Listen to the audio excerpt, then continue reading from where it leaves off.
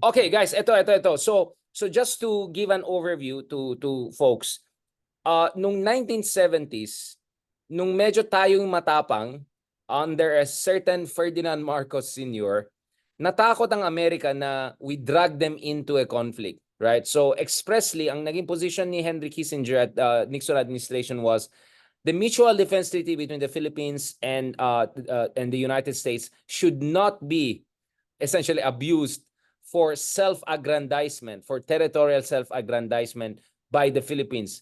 Kaya ang position ng United States from 1970s until you could say Trump administration or Obama administration was Strategic ambiguity. exactly, which is the US doesn't take any position on the sovereignty status of the disputed future. Kaya nung nagsampa tayo ng kaso sa arbitration award, the US said they support that because our arbitration award was not about territorial claims but maritime entitlement claims. So they still maintained that neutrality position dito sa West Philippine Sea. But of course, things change a little bit during Trump administration, especially when Pompeo came to Manila in March of 2019 when he said any attack on Filipino vessels, warships, aircrafts, and soldiers will automatically activate the Mutual Defense Treaty. Few months later, after the Reed Bank incident, then Ambassador of US Song Kim said that baka kasama na rin yung attack by Chinese militia on Philippine vessels, warships, and all. So the conversation is changing, but this is my problem. The argument there is the Mutual Defense Treaty applies if there's lethal attack on our personnel. Ang problema ko ngayon is, how do you define lethal? Common sense would say barrel, cannon, missile. But we have a situation whereby if you look at the PSI, the pressure per square inch, nung ginamit nilang huli, of course, sabi ni Ronald, maniwala tayo sa China kaysa mga digong. But in this sense, I rather believe the other side than China, which is napakalakas itong PSI na to at may mga na-injure at nakita natin yung footage doon sa mga kapuso natin na talagang tama na Lord, di ba? Nakakatakot eh. Parang Noah's, this was like end of the world yung field, di ba? At The Great Flood. Sa ibang videos, di ba? Pag tumama sa barko, gumaganon yung barko. At dalawang water cannon ang ginamit. Dalawang water cannon, exactly. So Ronald, pag tumama sa isang tao, naalala ko may isang makapili na in-interview sa amin sa One News at sabi nitong makapili, tubig lang yan, huwag kayong magdrama, di ba? Oo, kilala ko yun, simentong Lopred. Wala akong sinabi, Pag patest natin yan, tignan natin yung reaction. Yung mga host, yung mga babae, galit na galit eh. Sinasabi sa kanya, ayan o, di ba yung mga host niya, nagagalit? Wala yan, tubig, you're exaggerating. So, mukhang this is the strongest ever PSI. So it's not the first time that China has been using water cannon. They have been using this for quite some time. But the water pressure is next level ngayon compared sa last time. At may injuries na talaga tayo sa ating Philippine Navy. So Ronald and Mark, first I'll ask you muna, Mark, because anong reaction online? Because I'll tell you, Mark, the last time when I posted something about this, we got a lot of views, like millions and all. Ito yung time, Mark, na remember, magbabangga na yung dalawang barko natin tapos naglagay sila ng biglang yung tire ganun. So parang ang dating nun is nimble tayo, parang David tayo na madiska. This time parang medyo kawawang dating, di ba? Na parang may maliit na barko na mukhang luma, tignan, tapos may higante, tapos ginaganyan. Honestly, how did it go down online? Kasi one of the comments that keeps on popping up, Rola, I want to also get your view is, well, anong ginagawa ni Marcos? Bakit hindi tayo lumalaban? Di ba? Kasi parang mukhang mas kawawa tayo dito sa videos ngayon kaysa some of the previous videos. Kasi grabe yung water pressure. Tapos ang liit pa ng boat natin. First, Mark, I want to get your point of view in terms of the social media coverage. And then you, Ronald. Then let's talk about the U.S. aspect. Should U.S. move to the next level? Meaning escort us, have a drone there. What are we looking at in terms of options? But first, I want to look at the reaction. Your reaction and reaction online, Mark. Hindi. Well, obviously, galit pa rin eh. Kumaga lalong nagagalit yung mga... This is really an issue na mahirap panalunin nung kabilang kampo. Di ba talagang yung galit ng Pinoy sa ginagawa sa kapwa natin Pinoy dyan. Talagang hindi mo lalong umiigting yung sama ng loob ng nararamdaman ng mga Pilipino after watching that. Pero I don't know then if it will come to a point na medyo baka magnam na tayo sa ganun. How long does it take na bago? 'Di ba? Parang wag naman sanang umabot sa punto na kailangan meron pang masawi na Pilipino or pero Yun na nga eh. Parang nagiging regular na yung occurrence eh. Maging new normal. Yun ang fear mo. New Oo eh. Na parang desensitized tayo. hindi na, ngayon galit, pero baka makailan pang ganyan, parang yung mga tao medyo wala nang pakialam eh. Baka it would come to that point na medyo mananam na sila na sa ganyang nangyayari. Pero I don't know. Yun nga, I'm just worried lang na how far this could escalate eh. Yung nangyayari yan ngayon. Tingin ko baka hindi naman. Dahil una, nagsisimula pa lang. No? Ikalawa, ay sa tulong ng social media. No? Merong yung galit na yan, yung, nag-channel siya sa isang bagong uri ng patriotism. No?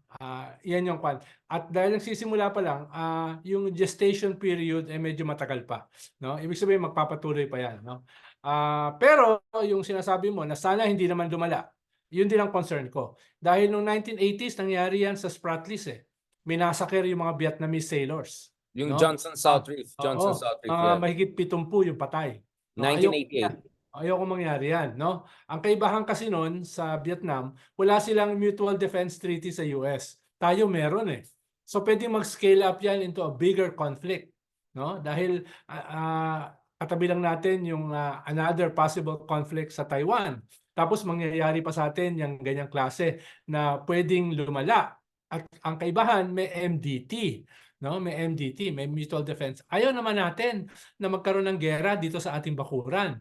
Kaya ako, for now, ang pinakamaganda pa rin ay imbis na makipag-water cannon tayo sa isa't isa, no? Na wala namang laban yung ating host, laban sa water cannon nila, no? Ay i-weather the storm pa rin natin. At gamitin natin yan to inform the Filipino people. Dahil meron pa rin mga Pilipino na hindi nauunawaan yung West Philippine Sea issue. Na yung West Philippine Sea ay mas malaki pa sa ating landmass. Na yung West Philippine Sea ay mas mayaman pa sa ating landmass. No? Kaya ang nakataya rito, yung kinabukasan ng ating mga future generation. Marami pa rin Pilipino, hindi nauunawaan yung ating victory sa UNCLOS. No? Kanina lang si Bobby Tiglaw yung title ng kanyang column sa Manila Times no? Yung UNCLOS victory daw, yung UNCLOS na nangyari, ang pinapaboran China. Imagine mo yun And marami din Pinoy hindi aware yung layo ng Ayungin Shoal sa China kumpara nung lapit nun sa Palawan. 1,140 kilometers. Just to be clear, Siguro Richard, ang effect lang sa online, it's getting harder for the pro-Chinese vloggers to defend yung kanilang dinedefend. So that's one thing that is happening here pagdating dyan sa ano. May gusto lang din ako itanong, Richard. Is it possible na a war could start there na ano? Is it more likely there or more likely sa Taiwan? Saan mas likely? Pero Mark, kasi dikit na lahat So now all of this is seen as in one integrated theater. So hindi mo na ma-separate yung nangyari sa Taiwan sa South China Sea.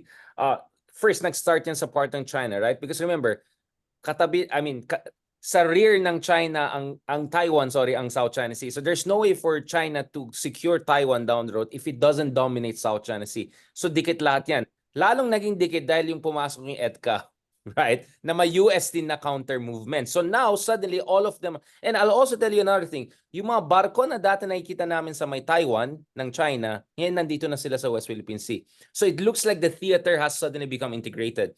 But Mark, going back to this, yung sinasabi ni Ronald na nangyari sa Vietnam, there's actually a term for that, short, sharp war. Short, sharp war. Meaning, maiksi lang, patayan, pero hindi ganun kadami. No? So, it's not gray zone. It's something else. It's deadly, but at a certain calibrated level. Parang yung idea is that, I'll give you a bloody nose, I'll remind you who's the boss, pero hindi kita papatayin. Then we know what's going on. So, ginawa nila yan sa Vietnam. At recently, medyo nangyari sa Himalayas with India. Right? Nagsuntukan sila, hindi naman barilan, pero they did may fist mga patay. May mga exactly at injuries. That was pretty bloody. Which actually proves Ronald's point. Kung titignan mo ang Pilipinas, mas mahina tayo sa India ng malayo at mas mahina din tayo sa Vietnam. I think the only reason why hindi tayo ginaganon ng China so far is because of the US aspect. So yung mga nagsabi na walang kwentang US, anong silbi ng US, I'm not defending the US. We'll talk about the problems with the US is that perhaps the only reason why hindi tayo ginugulpi pa rin is because they're worried na papasok ang US. But this is where, Hmm. Ronald, I want to ask you and Mark, because ang problema kasi ng US ngayon is, of course, naintindihan nila na ang Pilipinas, ayaw natin na ang dating sa atin is parang banana republic or satellite state ng US. So it's very important for us to show we can do it on our own. At hindi naman yun yung pinakamaganda natin barko. Sa pagkaalam ko, yung mas maganda pa tayong mga barko. Medyo gumagandang Coast Guard. So the dilemma right now, isn't it? The dilemma is how can US be helpful without looking patronizing or making us look weak, right? I mean, medyo mahirap yan eh. But I think at the very least, we have to seriously discuss how can we coordinate things not only with US, but also with Japan. India was also here recently to make China think twice even before using water cannon. Kasi grabe na ito, di ba? Kailangan ba natin ng mas malalaking barko na may mga drones ng mga aliado natin, na may patrols? I mean, what are we looking at here, Ronald? What is your understanding? And what are the risks? Kasi there's no perfect solution here. Talagang Well, we just well, have to hold our line. Oo. from my vantage point, kahit may mga public statements ang US, ang Australia, ang Japan, no, tungkol dito sa nangyari,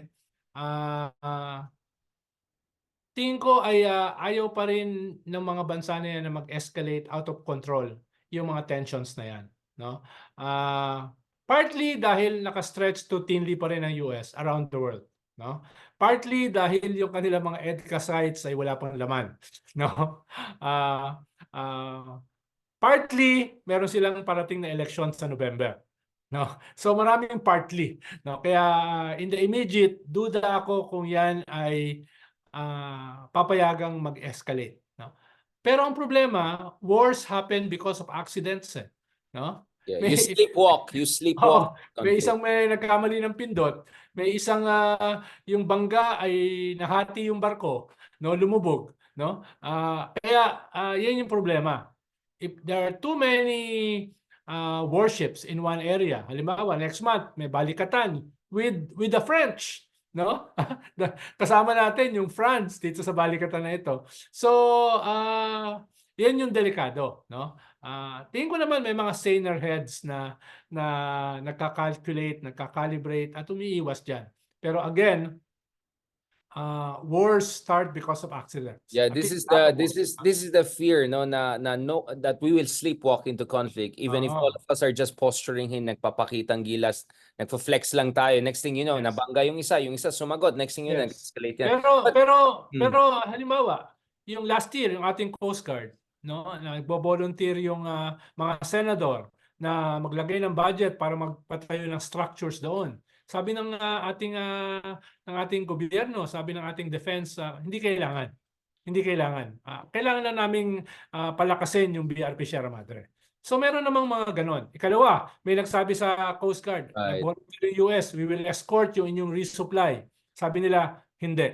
Kami ang gagawa. Na kami Exactly. Hindi dapat tayo nag-rely directly. kami Yeah. sarili. No, yan. Ayan yung point. So meron namang ganung assertion tayo. No, ngayon, nagagalit ang China na bakit may mga media, bakit pinapakita sa buong mundo itong nangyayari. Hello?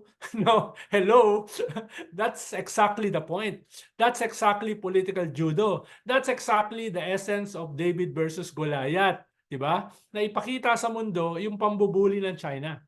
Ipakita sa mundo itong dangerous aggression na ito. No?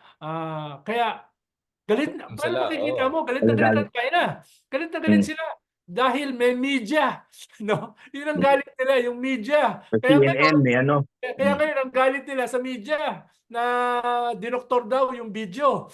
No, doon ang galit nila. desperate na Dahil rin sila. nararamdaman, Oh, medyo dahil desperate na rin nararamdaman sila. nila yung impact sa mundo.